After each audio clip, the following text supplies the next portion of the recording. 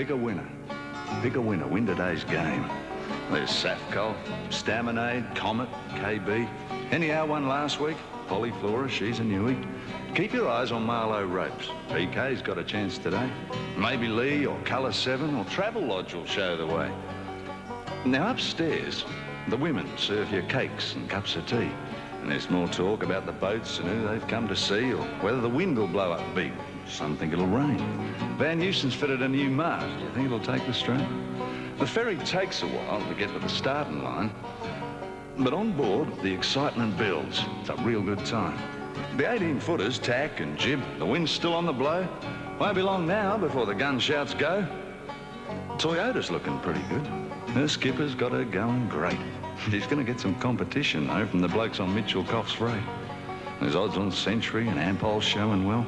My bet's on Custom Credit, but as they say, you just can't tell. Now, money's changing hands and the amber's flowing fast. Don't they look good? One line of masts. But it's time they started. There's a race to be won. Any minute now. Ah, there goes the gun. There are two types of races in yachting. The handicap start, aimed at getting the boats to the finishing line at about the same time. The other, of course, is the scratch start, as you see here. This tends to string the field out at the finish.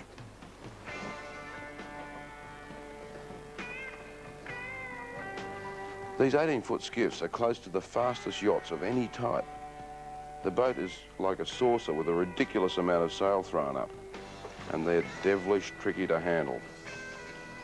In the 100 years of their existence, the size of the crew has come down from a staggering 20 or so to an even 3. So each crew member has to be an expert.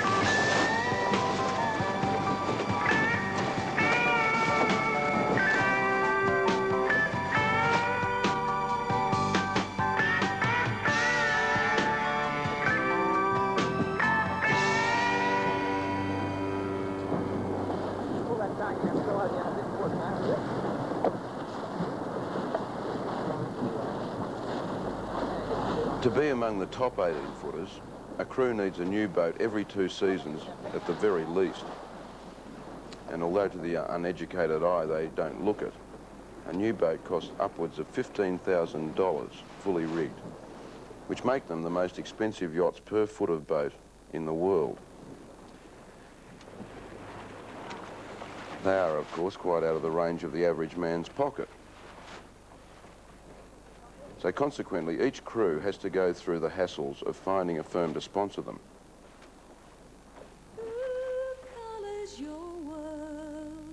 Well, everyone knows the colour machine is 7, 7. Gives you orange, yellow, red or green. 7, 7. If you're blue or in the pink, things are better than you think. Just colour your world with a colour machine called 7.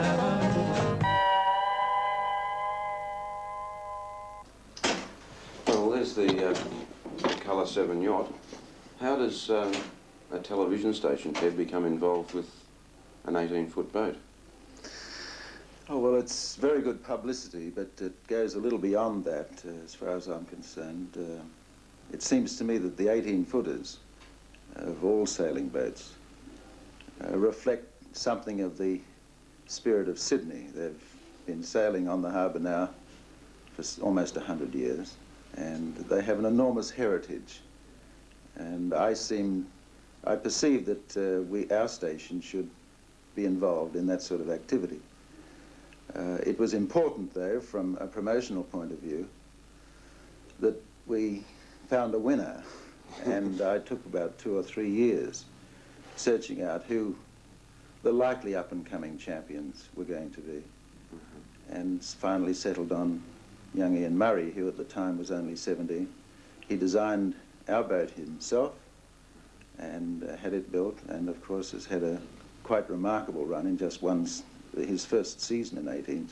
It's been successful as far as you've been concerned? Enormously successful. How did you come to get connected up with Channel 7? Mainly through sailing 12-footers. We won the 12-foot championship, and the way 18-footers are, the top skippers in the 12-footers get usually picked to sail 18-footers or approach to sail 18-footers. And Channel 7 and I more or less approached each other, and it worked out that way. When you get the big thirst and your thoughts reach out for a beer, draft brew KB's the great drink you need. High sea cold, red flame liquid gold, gravel cold gold KB. Cold gold KB. Probably the main thing to get a good crew together is to have a complete understanding of the 3 guys that are going to sail the boat, and perfect harmony. That's very, very important. If a skipper does get annoyed with his crew, it only makes things worse. And the thing is, if you make a mistake, the best way is just to keep calm and get out of it as quickly as you can.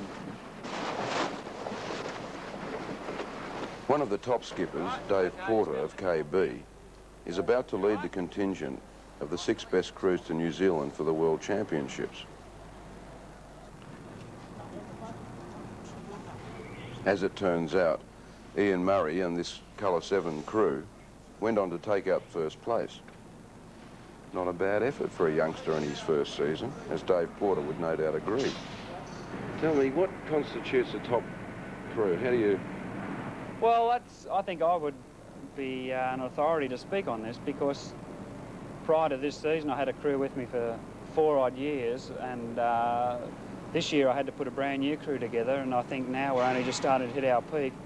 I think to start with, you've got to have 3 guys that get on reasonably well in the boat for a start, and have got to have a reasonable amount of experience, and just blending them into a nice solid team. I've got 2 guys that are a little bit younger than what I am in the boat with me, and I've never sailed with them previously until this season, and I've tended to go down to their level a bit naturally, because they haven't reached the same standard as what I've been fortunate enough to reach. And we've had a marvellous season today, and our crew work, I would say, would be equal, if not better, to anyone else in the fleet. And I think this might be one of our trump cards when we get to New Zealand. We've got perfect harmony in our boat, and this is part of the reason why I think we're sailing so well.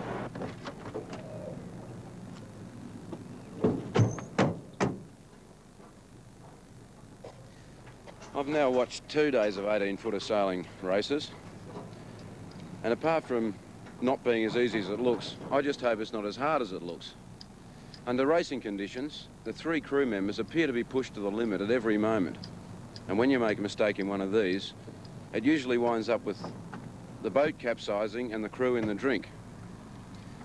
We've managed to talk the Custom Credit crew into taking me for my first taste of 18-footers. They're about to rig the boat now, so let's go and see what happens.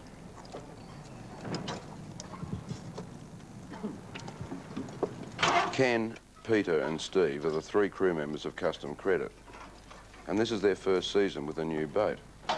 So far, they haven't been blessed with a great deal of success.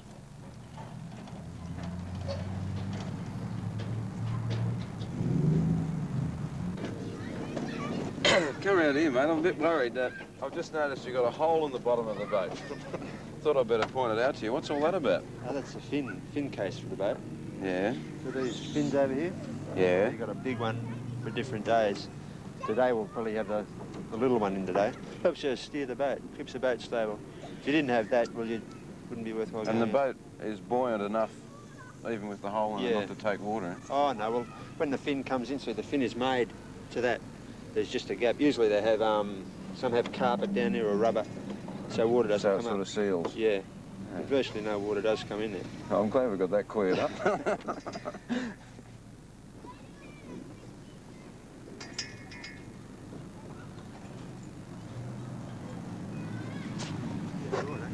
How are we going?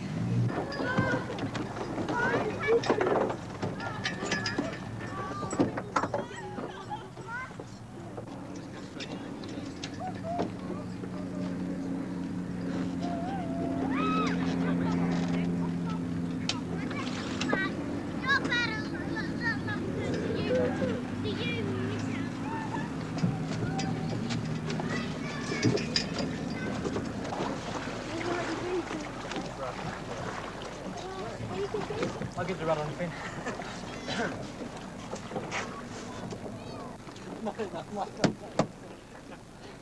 Well, we put the boat together. Now the only thing left to do is to jump in and sail away. So we'll do just that.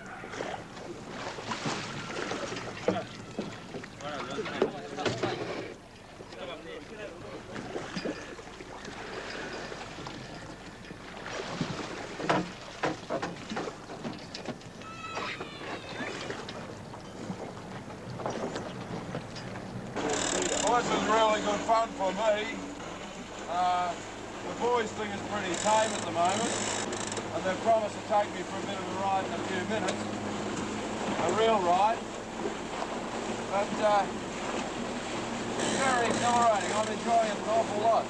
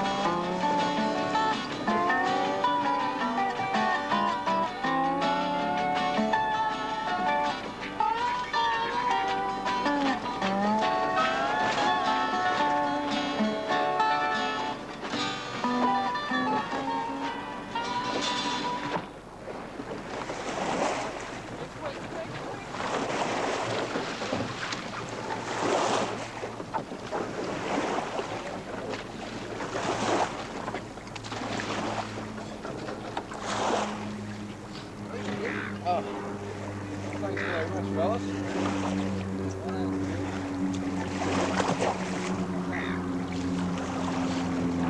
Oh boy.